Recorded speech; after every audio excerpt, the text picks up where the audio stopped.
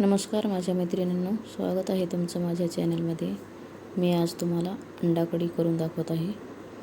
खायला खूप छान आणि चवदार लागते.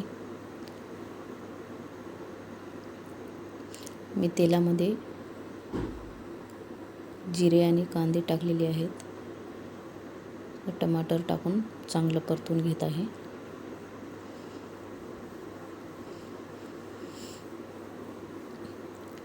व्यवस्थित परतून घ्यायचं लालसर होईपर्यंत. जेवढ्या चांगल्या प्रमाणात आपण परतून घ्याल तेवढं भाजीला चव येईल.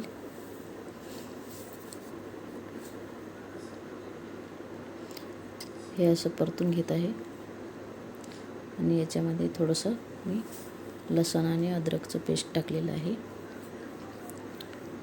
हे असं व्यवस्थित खरपूस भाजून घ्यायचं लालसर दिसेपर्यंत. थोडंसं कढीपत्ता घातलेला आहे. सर्व असं परतून घेत आहे.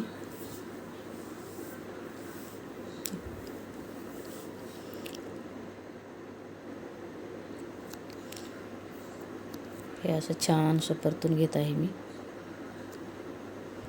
हे सर्व परतून घेतल्यानंतर आपण यामध्ये मसाले घालूया.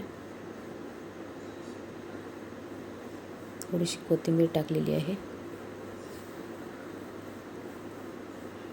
तिला पण थोडंसं परतून घ्यायचं.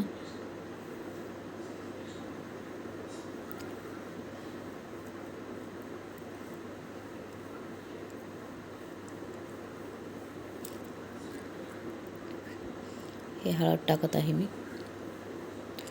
चवीप्रमाणे चटणी टाकलेली आहे. गरम मसाला टाकलेला आहे जरासा. आणि हे सर्व एकत्र करून चांगलं व्यवस्थित परतून घेत आहे.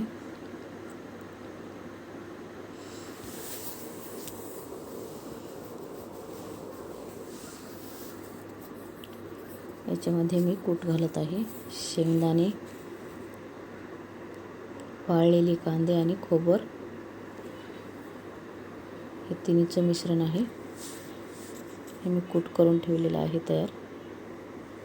हे घालून व्यवस्थित परतून घेत आहे.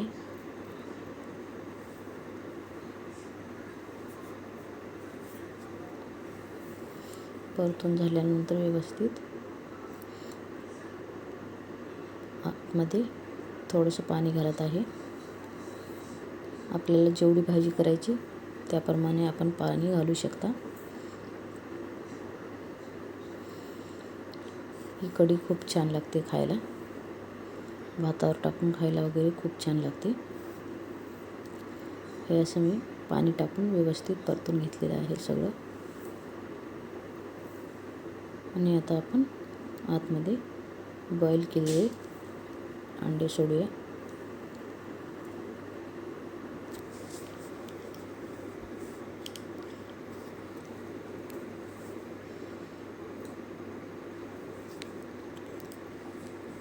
मी यातला पिवळा भाग असा गोलच सोडत असते, कारण ह्याला कट करून सोडल्यास ते भाजीमध्ये मिसळल्या जाते आणि भाजी एकदम घट्ट बनते.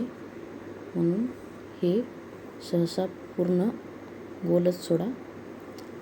गोल सोडल्याने काही होत नाही, जशास तसे गोल राहतात. हे आता पाण्याला उकळी आलेली आहे छानपैकी.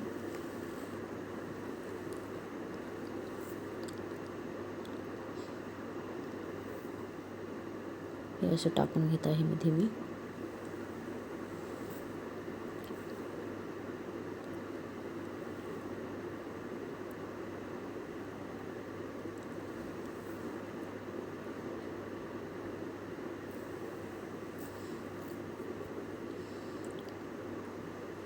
हलक्या हाताने हलवून घेऊया. असं व्यवस्थित हलवून घेतल्यानंतर आपली अंडा कढी तयार झालेली आहे. तरी व्हिडिओ आवडल्यास नक्की लाईक आणि सबस्क्राईब करा.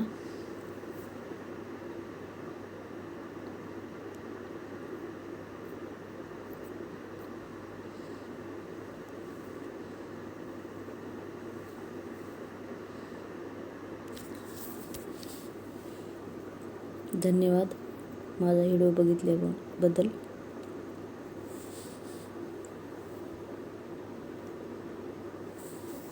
भातावर टाकून खाण्यासाठी आपली कढी तयार झालेली आहे.